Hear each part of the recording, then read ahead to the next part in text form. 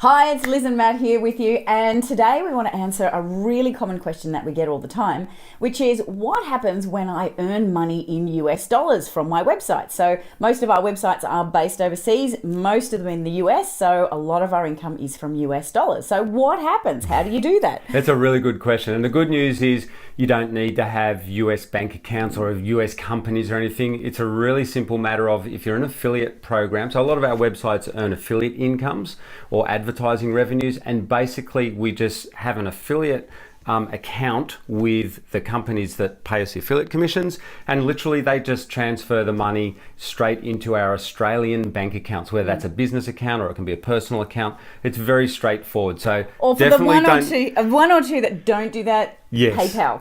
So PayPal. It's very simple. Believe it or not, in this day and age, there are still American companies that will send you physical checks. So occasionally we get physical checks, and you just got to go down to your local bank account and cash it.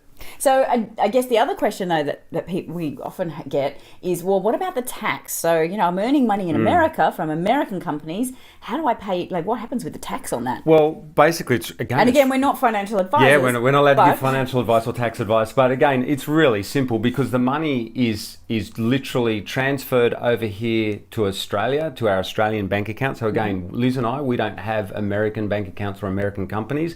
So the money's just transferred straight into our bank accounts here, and we pay tax here in Australia. Yes, and we sign, to do that, Australia has a tax treaty with America, and you just sign a form. It's called a W8 form. And again, your affiliate